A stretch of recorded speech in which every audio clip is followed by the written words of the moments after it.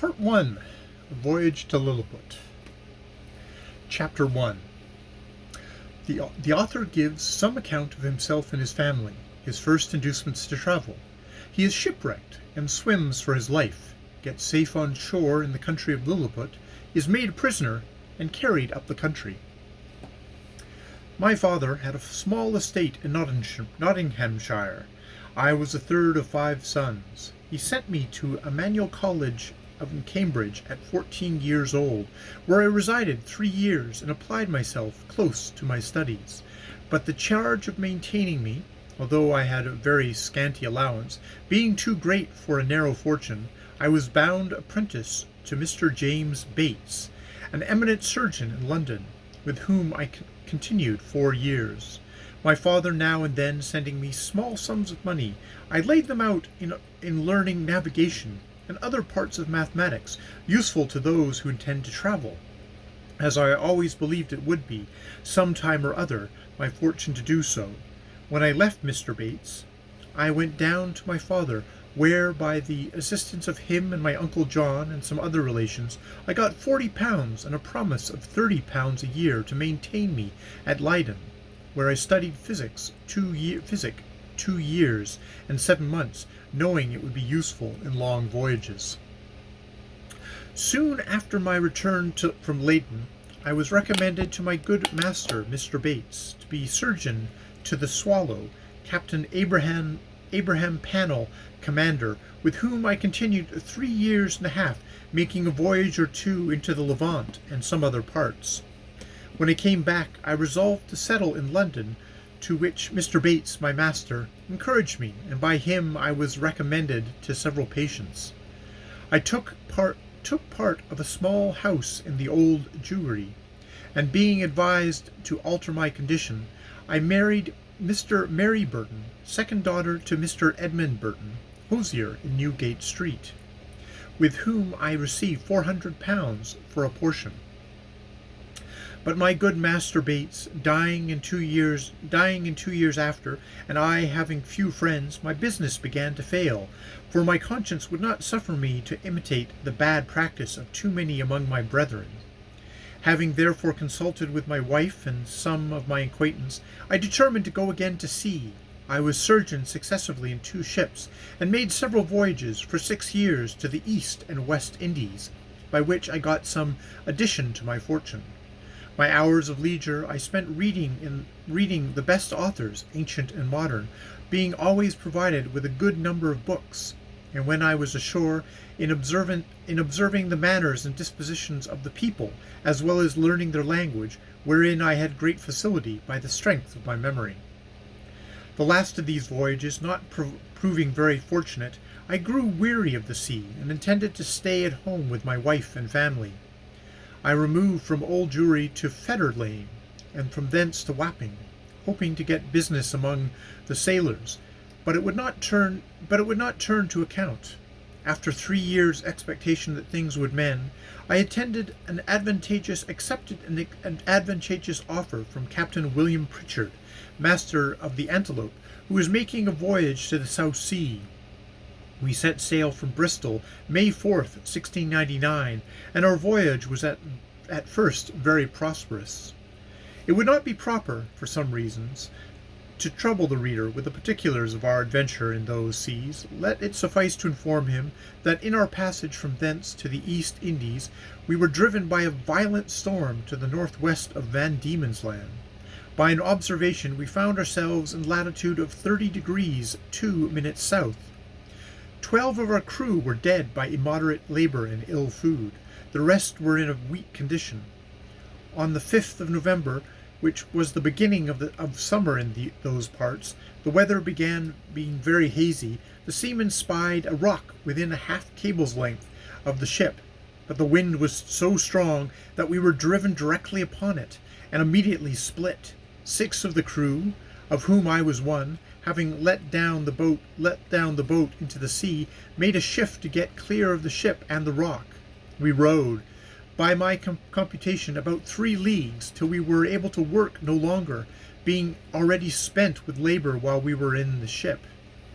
We therefore trusted ourselves to the mercy of the waves. In about half an hour the boat was overset by a sudden flurry from the north. What became of my companions in the boat, as well as those who escaped on the rock or were left in the vessel, I cannot tell, but conclude they were all lost. For my own part, I swam as fortune directed me, and was pushed forward by wind and tide. I often let my legs drop, and I could feel no bottom, but when I was almost gone, and able to struggle no longer, I found myself within my depth, and by this time the storm was much abated. The declivity was so small that I walked near a mile before I got to the shore, which I conjectured was about 8 o'clock in the evening. I then advanced forward about near half a mile, but could not discover any sign of houses or inhabitants. At least I was in so weak a condition that I did not observe them. I was extremely tired, and with that and the heat of the weather, and about half a pint of brandy I had drank as I left the ship, I found myself much inclined to sleep. I lay down on the grass, which was very short and soft, where I slept sounder than ever I remembered to have done in my life, and, as I reckoned, about 9 hours, for when I awakened it was just daylight. I attempted to rise, but was not able to stir, for as I happened to lie on my back, I found my arms and legs were strongly fastened on each side to the ground, and my hair, which was long and thick, tied down in the same manner. I likewise felt several slender ligatures across my body, from my armpits to my thighs. I could only look upwards. The sun began to grow hot, and the light offended my eyes. I heard a confused noise about me, but in the posture I lay, I could see nothing except the sky.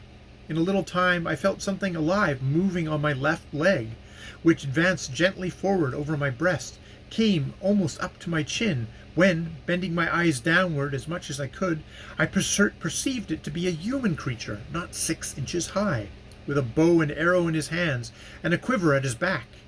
In the meantime I felt at least 40 more of the same kind, as I conjectured, following the first. I was in the utmost astonishment, and roared so loudly that they all ran back in fright, and some of them, as I was afterwards told, were hurt with the falls they got by leaping from my sides upon the ground. However, they soon returned, and one of them, who ventured so far as to get a full sight of my face, lifting up his hands and eyes, and by way of admiration, cried out in a shrill but distinct voice, "Hagen Duel!" The others repeated the same words several times, but then I knew not what they meant. I lay all this while, as the reader may believe, in great uneasiness. At length, struggling to get loose, I had the fortune to break the strings, and wrenched out the pegs that fastened on my left arm to the ground, for, by lifting up to my face, I discovered the method they had taken to bind me, and at the same time, with a violent pull which gave me excessive pain, I a little loosened the string that tied down my hair on the left side, so that I was able to turn my head about 2 inches. But the creatures ran off a second time before I could seize them, whereupon there was a great shout in a very shrill accent, and after it ceased, I heard one of them cry aloud, "Toglo Phonak!" When in an instant I felt about 100 arrows discharged on my left hand, which pricked me like so many needles, and besides they shot another flight into the air, as we do bombs in Europe, whereof many, I suppose, fell on my body, though I felt them not, and some on my face, which I immediately covered with my left hand. When this shower of arrows was over, I felt a groaning with grief and pain, and then, striving again to get loose, they discharged another volley larger than the first, and some of them attempted with spears to stick me in the sides, but by good luck I had on a buff jerkin, which they could not pierce. I thought it the most prudent method to lie still, and my design was to continue so till night, when, my left hand already being loose, I could easily free myself, and as for the inhabitants, I had reason to believe that I might be a match for the greatest army they could bring against me, if they were all of the same size with him I saw. But fortune disposed otherwise of me. When the people observed I was quiet, they discharged no more arrows, but, by the noise I heard, I knew their numbers increased, and about 4 yards and about 4 yards from me, over my right ear, I heard a knocking for above an hour, like that of people at work. When turning my head that way, as well as the pegs and strings would permit me, I saw a stage erected about 1.5 feet from the ground, capable of holding 4 of the inhabitants, with 2 or 3 ladders to mount it, from whence one of them, who seemed to be a person of quality, made me a long speech, whereof I understood not one syllable. But I should have mentioned that before the principal person began his oration, he cried out 3 times, "Langro delhol san." These words in the former were afterwards repeated and explained to me, whereupon immediately about 50 of the inhabitants came and cut the strings that fastened the left side of my head, which gave me liberty of turning it to the right, and observing the person and gesture of him that was to speak. He appeared to be of middle age, taller than any of the other 3 who attended him, whereof one was a page that held up his train, and seemed somewhat longer than my middle finger. The other two stood, one on each side to support him. He acted every part of an orator, and I could observe many periods of threatening and others of promises, pity and kindness. I answered with a few words, but in the most submissive manner, lifting up my left hand and both my eyes to the sun, as calling him for witness, as being almost famished with hunger, having not eaten a morsel for some hours before I left the ship. I found the demands of nature so strong upon me that I could not forbear showing my impatience, perhaps against the strict rules of decency, by putting my finger frequently to my mouth to signify that I wanted food. The Hergo, for so they called a great lord, and as I afterwards learnt, understood me very well.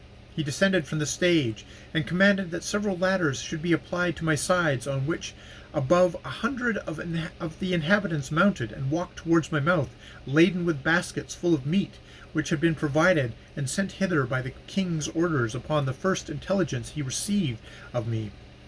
I observed there was the flesh of several animals, but could not distinguish them by taste. There were shoulders, legs, loins, shaped like those of mutton, and very well dressed, but smaller than the wings of a lark. I ate them by 2 or 3 at a mouthful, and took 3 loaves at a time, about the bigness of a musket bullet. They supplied me as fast as they could, showing 1,000 marks of wonder and astonishment at my bulk and appetite. I then made another sign that I wanted drink. They found by my eating that a small quantity would not suffice me, and being a most ingenious people, they slung up with great dexterity one of their largest hogsheads, then rolled it towards my head, and beat out the top. I drank it off at a draught, which I might well do, for it did not hold half a pint, and tasted like a small wine of Burgundy, but much more delicious. They brought me a second hogshead, which I drank in the same manner, and made signs for more, but they had none to give me. When I had performed these wonders, they shouted for joy, and danced upon my breast, repeating several times as they did, as first, "Hingal Gul." They made me a sign that I should throw down the 2 hogsheads, but first warning the people below to stand out of the way, crying aloud, "Borak Malova." And when they saw the vessels in the air, there was a universal shout of "Haniknan, the Gul." I confess I was often tempted, while they were passing backwards and forwards on my body, to seize 40 or 50 of them of the first that came in my reach, and dash them against the ground. But the remembrance of what I had felt, which probably might not be the worst that they could do, and the promise of honor I had made them, for so I interpreted my submissive behavior, soon drove out these imaginations. Besides, I now considered myself as bound by the laws of hospitality to a people who had treated me with so much expense and magnificence. However, in my thoughts I could not sufficiently wonder at the intrepidity of these diminutive mortals, who durst venture to mount and walk upon my body, while one of my hands was at liberty, without trembling at the very sight of so prodigious a creature as I must appear to them. After some time, when they observed that I made no more demands for meat, there appeared before me a person of high rank from his imperial majesty. His excellency, having mounted on the small of my right leg, advanced forward up to my face, with about a dozen of his retinue, and producing his credentials under the signet royal, which he applied close to my eyes, spoke about 10 minutes without any signs of anger, but with a kind of determinate resolution, often pointing forwards, which, as I afterwards found, was towards the capital city, about a mile and a half distance, whither it was agreed by his Majesty in council that I must be conveyed. I answered in a few words, but to no purpose, and made a sign with my hand that was loose, putting it to the other, but over his Excellency's head for fear of hurting him or his train, then to my own head and body, to signify that I desired my liberty. It appeared that he understood me well enough, for he shook his head by way of disapprobation, and held his hand in a posture to show me that I must be carried as a prisoner. However, he made other signs to let me understand that I should have meat and drink enough, and very good treatment.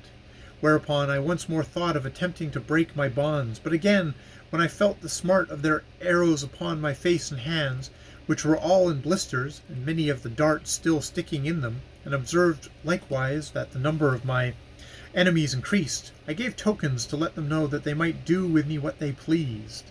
Upon this the Hergo and his train withdrew, with much civility and cheerful countenances.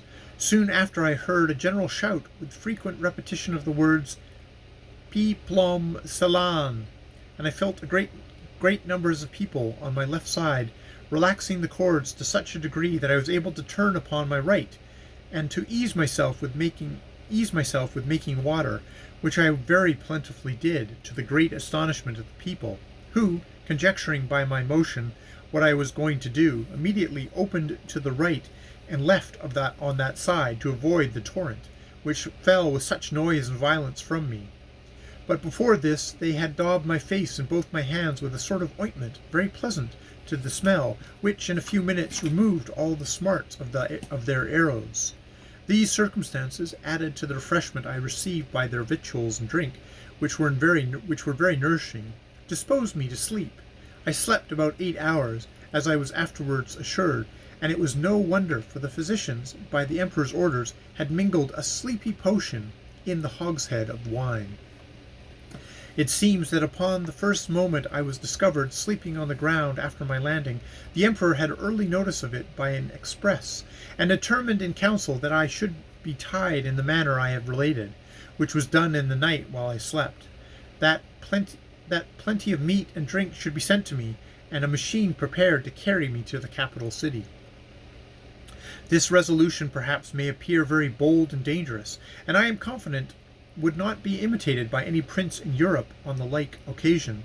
However, in my opinion, it was extremely prudent, as well as generous, for, supposing these people had endeavored to kill me with their spears and arrows while I was asleep, I should certainly have awakened with the first sentence of smart, which might so far have roused my rage and strength, as to enable me to break the strings wherein I was tied. After which, as they were not able to make resistance, so they could expect no mercy.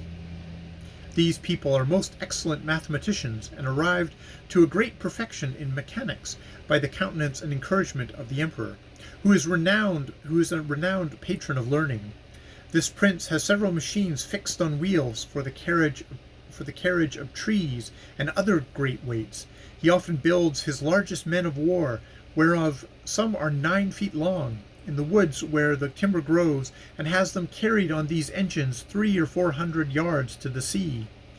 500 carpenters and engineers were immediately set at work to prepare the greatest engine they had.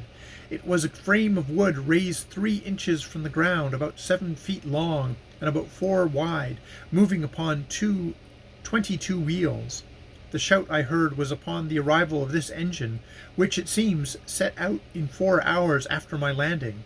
It was brought parallel to me as I lay, but the principal difficulty was to raise and place me in this vehicle. 80 poles, each of 1 foot high, were erected for this purpose, and very strong cords of the bigness of pack thread were fastened by hooks to so many bandages, which the workmen had girt round my neck, my hands, my body, and my legs. 900 of the strongest men were employed to draw up these cords by many pulleys fastened on the poles, and thus to in less than 3 hours I was raised and slung into the engine and tied there fast. All this I was told, for, while the operation was performing, I lay in profound sleep by the force of that sulphurous medicine infused into my liquor. 1,500 of the Emperor's largest horses, each about 4 inches and a half high, were employed to draw me towards the metropolis, which, as I said, was a half a mile distance. About 4 hours after we began our journey, I awakened by a very ridiculous accident, for the carriage being stopped for a while to adjust something that was out of order, 2 or 3 of the young natives had the curiosity to see how I looked when I was asleep. They climbed up into the engine and advanced very softly to my face. One of them, an officer in the guards, put the sharp end of his half-pike a good way up into my left nostril, which tickled my nose like a straw, and made me sneeze violently, whereupon they stole off unperceived, and it was 3 weeks before I knew the cause of my waking so suddenly. We made a long march the remaining part of the day, and rested at night with 500 guards on each side of me, half with torches, half with bows and arrows, ready to shoot me if I should offer to stir. The next morning at sunrise we continued our march, and arrived within 200 yards of the city gates about noon. The Emperor and all his court came out to meet us, but his great officers would by no means suffer his Majesty to endanger his person by mounting on my body. At the place where the carriage stopped there stood an ancient temple, esteemed to be the largest in the whole kingdom, which, having been polluted some years before by an unnatural murder, was, according to the zeal of those people, looked upon as profane, and therefore had been applied to common use, and all the ornaments and furniture carried away. In this edifice it was determined I should lodge. The great gate fronting to the north was about 4 feet high, and almost 2 feet wide, through which I could easily creep. On each side of the gate was a small window, not above 6 inches from the ground. Into that on the left side the king's smith conveyed 411 chains, like those that hang to a lady's watch in Europe, and almost as large, which were locked to my left leg with 36 padlocks. Over against this temple, on the other side of the great highway, at 20 feet distance, there was a turret at least 5 feet high. Here the Emperor ascended with many principal lords of his court, to have an opportunity of viewing me, as I was told, for I could not see them. It was reckoned that above 100,000 inhabitants came out of the town upon the same errand, and in the spite of my guards, I believe there could not have been fewer than 10,000 at several times, who mounted my body by the help of ladders. But a proclamation was soon issued to forbid it upon pain of death. When the workmen found it was impossible for me to break loose, they cut all the string that bound me, whereupon I rose up, with as melancholy a disposition as I'd ever had in my life. But the noise and astonishment of the people, at seeing me rise and walk, are not to be expressed. The chain that held my left leg were about 2 yards long, and gave me not only the liberty of walking backwards and forwards in a semicircle, but, being fixed within 4 inches of the gate, allowed me to creep in and lie at my full length in the temple.